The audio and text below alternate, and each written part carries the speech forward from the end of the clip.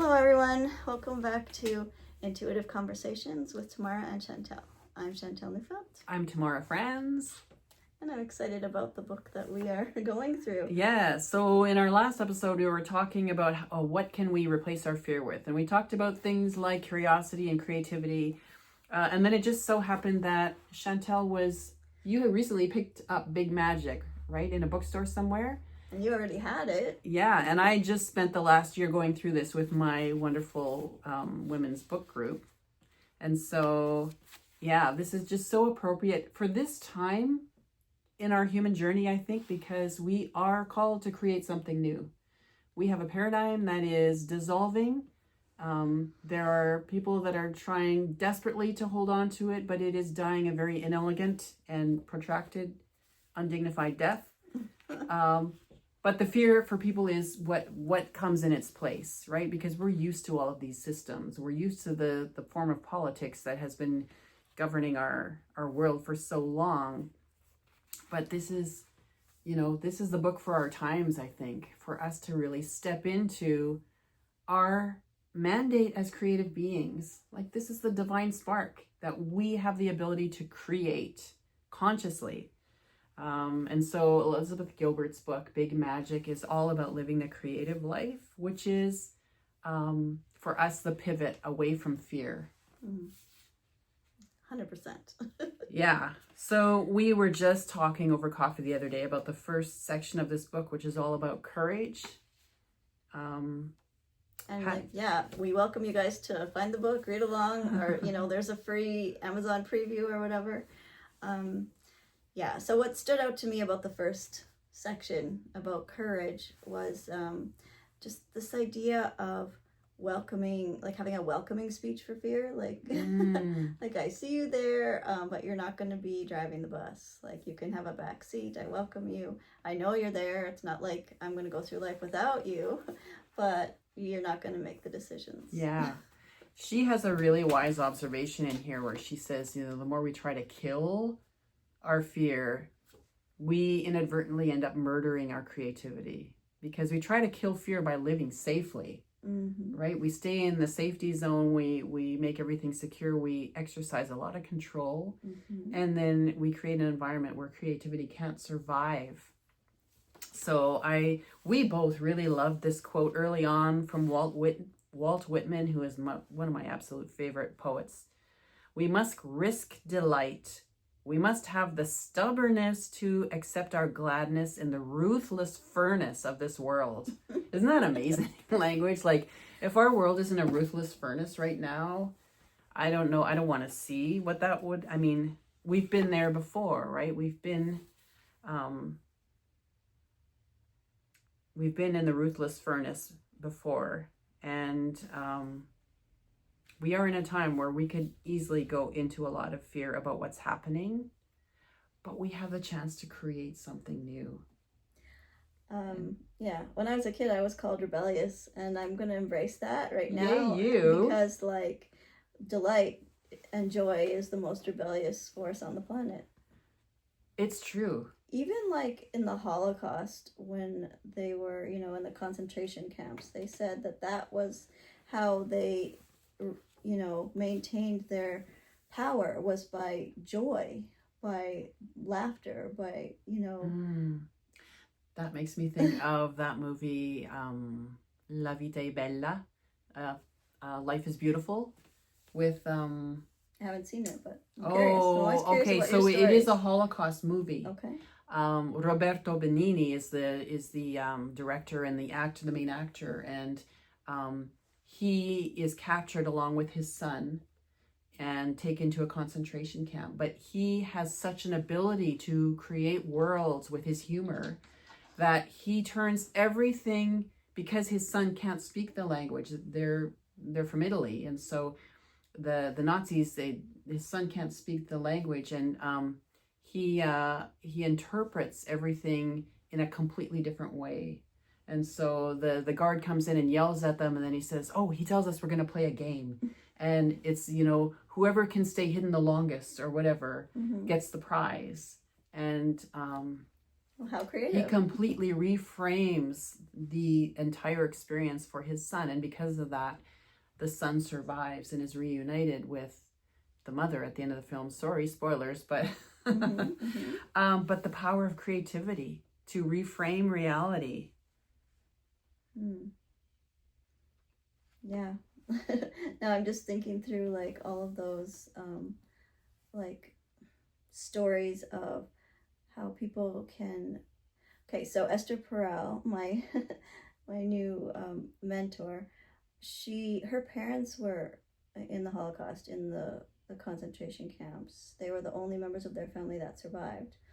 And then they moved to Belgium into this community where they had a whole bunch of Holocaust survivors. And she said, like, half of them actually lived after that and were creative and like chose the love path, and half of them just stayed frozen in fear, and they just, everything was dark in their house, their windows were closed, like they were just in that like keep me safe mode. Yeah. So that is such a powerful picture of the choices that we have. And that's a really literal story about, I think, the state of the world where half of us live in fear of, if I'm creative, I'll be punished. I'll be punished because I will outshine somebody who's threatened by my creativity, or I will bring in some new energy or some new idea that is threatening or uncomfortable for people, or I will make myself look foolish and then I'll risk social rejection or failure or whatever. Yeah, it's a risky business being creative. But then Elizabeth Gilbert talks about, she asks the question, do you have the courage to bring forth the treasures that are hidden within you? And she has this lovely idea here where she says, I believe this is she says, I happen to believe we are all walking repositories of buried treasure. I believe this is one of the oldest and most generous tricks the universe plays on us human beings. The universe buries strange jewels deep within us all and then stands back to see if we can find them. That brings to mind a few readings that I've had, and like sort of about the trajectory of my life, or like how things are going to go for me in the future. And music is a huge part of that. Music has been a huge part of my past, but like the past 10, 20 years, like raising kids, I've kind of let that fall to the back burner. And I love playing the violin, and I got to this point where it's just like, and she talks about it in the book too, about music, like, or if I can't be the best, then why try? Like if I can't be like automatically up there, then why try? But what about creativity and that, like, just for the sake of feeling it, like just for the sake of, like, even every time I hear a song in my car, my fingers are playing the music. You know what I mean? Like I just feel it flowing through me. Like, why not set aside time to feel that, and to at least do something I love every day, instead of like survive the day. Or be like, what do I have to get done? Versus like, what do I want to do? Yeah. We've been really tricked into the idea that creativity comes packaged, and only the select few have the talent to get to that level where their creativity can be packaged for our consumption. And we've kind of been done a disservice with all of the entertainment that's available to us through all the various media that we have, because humans are natural storytellers, and we could be every day telling each other our stories, around the fire, as our ancestors used to do. But now the stories are told for us on film. And now the music is played for us in the concert halls, and and we don't consider how many times do you have somebody say to you, oh, I can't draw. I can't draw, and as a literacy coach, I would always encourage teachers to write in front of their students, to draw in front of their students. Oh, but I can't draw. I can't write. I'm not a good speller, all those kinds of things. We find so many excuses to keep our creativity under wraps, and it's so disempowering. And you have like a personal journey with that, with like writing, because like you feel like that's who you are, like you're a writer and you have published things. Mm-hmm. And like maybe tell our viewers a little bit about like that journey of, you know. Well, I'll always say I suck at self-promotion. And so, yes, even though all forms of expression, really, writing, speaking, It's and creativity. music. Yeah, like Yeah. it's Yeah. But yes, I probably in adolescence developed a terrible perfectionism. And so, there's always that inner critic that's like, oh, but why would anybody want to read this? or why Oh, bother if you can't be the best. right. And there's like a million books out there already about this topic. So why would you, and it's such a act of sabotage to let that left brain come in and be the critic. And you're so good at, even with this podcast, I will say every time I post a podcast on my social media, I'm like, oh, okay, no one's going to watch this. Why would they watch this?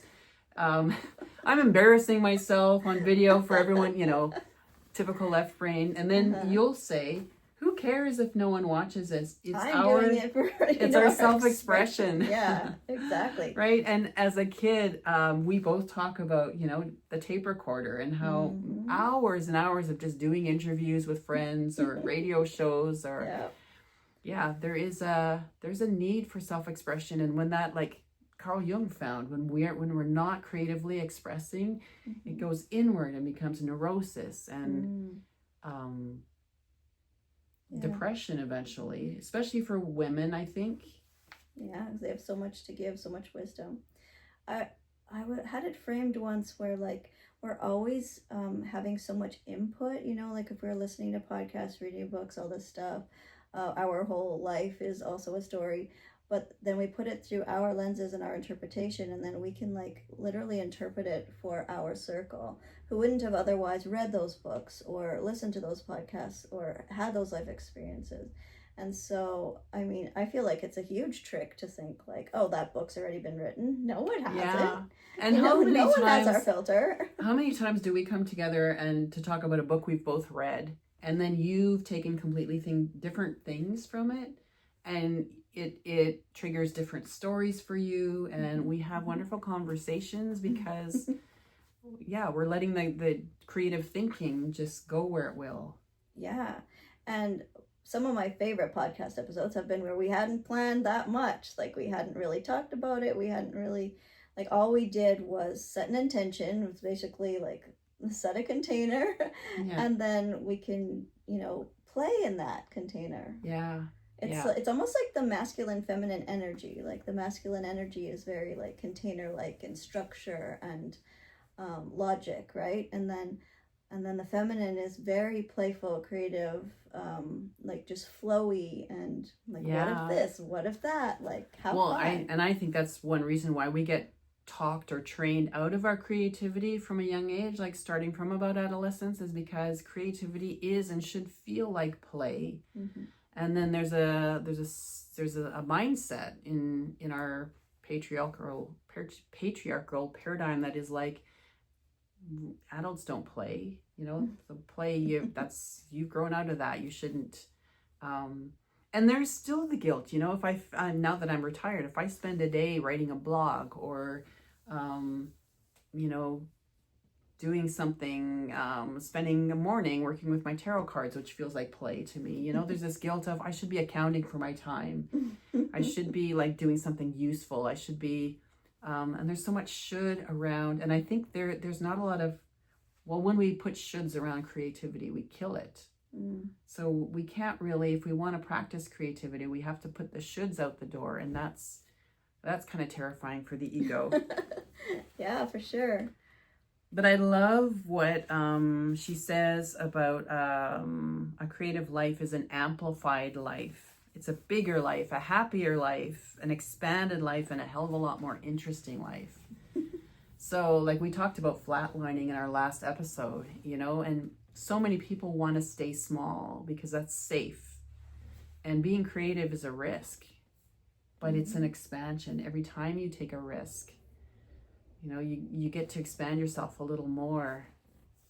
An end of life, when you talk to someone on their deathbed, they always are just like, they wanted more of those experiences that they loved, more of those experiences with connecting with family and playing, and that's what is of value. It's not that I should have done more chores. I should have accounted for my time. Like, what is that? Like, and what you're saying makes me think that like you are more you when you're being creative than maybe at almost any other time. mm-hmm.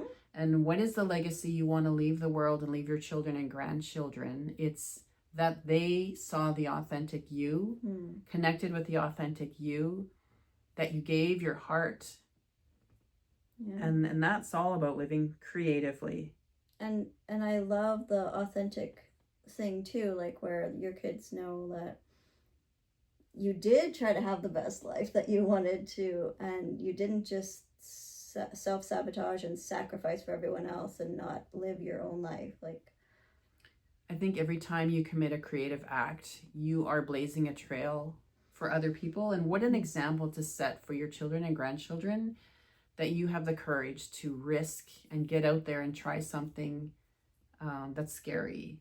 mm-hmm. Creativity is scary because it makes you vulnerable. Mm-hmm. You're putting actually more of yourself forward, right? Kids, when I think about my work in the education system, like when you're an English teacher or you're a classroom teacher and you're having kids write, that's the time when they are most vulnerable, is when they share their writing. But at the same time, it's what they want to do, because everybody wants to be seen for who they are. And it's in your creative living and bringing forward those treasures and gifts that you are most seen. Mm-hmm. Yeah. So yeah, what is the creativity that wants to express in you? What is in there begging to be heard or seen? We used to do guided imagery and music work with clients, where they're reclining and they're listening to music in a relaxed state and just talking about what's coming up. And I often would, say, where do you feel that in the body? Where do you feel that? And there was so much for women around the throat. Often things were blocked there because the creativity, the truth is, there's such a fear of expressing what is true.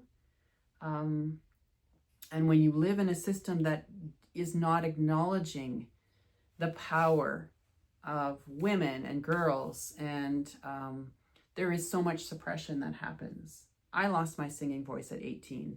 I lost it, ironically enough, singing in church. Like my voice just went, what? On a really high note, and from that point on, I had lost my range. It was devastating. But in later years, I look back and I thought, what was it that I was choking off there? For so long, living in a system that suppressed women's creative voices, and you could not stand behind the pulpit and speak and be seen. So we harm ourselves when we suppress our creativity. Yeah, I wouldn't surprise me at all if your singing voice came back. The more that you feel free to be yourself now that you're retired, and you don't feel like you're speaking on behalf of anyone you're working for, or you don't have those things holding you back anymore. Yeah, if I open my big mouth, it's not going to reflect on my employer. Yeah. Oh yeah. I love the litany of fears that she writes. I mean, she names... It's pages and pages and pages of every kind of fear you can imagine. You're afraid you have no talent. You're afraid you'll be rejected or criticized or ridiculed, misunderstood. You're afraid there's no market for your creativity. You're afraid you're too old. You're afraid someone's already done it all. They're all here. And the thing is, eventually, as she says, fear becomes boring.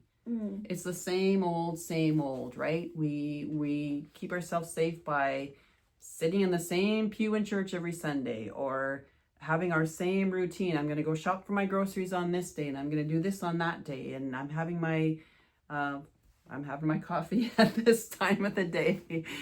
I feel like the fear of social death and the fear of death, like once those can kind of be, looked at instead of being lost in them, then the freer we are. Yeah, and when we finally become bored of being afraid of letting our fears hamstring us. And it's not about like making it the enemy, or trying to suppress it because you would spend all your energy doing that. It's like befriending it. You can take a back seat. Like, I know you're there. And I'm going to be best friends with creativity and we're going to drive this bus. Yes. I have a great book on my shelf called Feel the Fear and Do It Anyway. Like that Mel Robbins 3, 2, 1, go. You know, what's your ideas instead of having your conscious mind talk you out of stuff. Yeah. Yeah. Anyway. So yeah, we invite you to think about how you can step into your creativity, even in the smallest of ways, right? Just take a different route walking to work or driving to work, or I don't know, garnish your food, like do a little pretty presentation the next time you put your plates on the table. Pick your favorite spoon from the drawer. Anything. Yes, you use a new word, or curate your life, you know. Find your beautiful shirt at the thrift store and wear it for the world. Yes. All right, so enjoy your creative life, and until next time, keep following your heart song.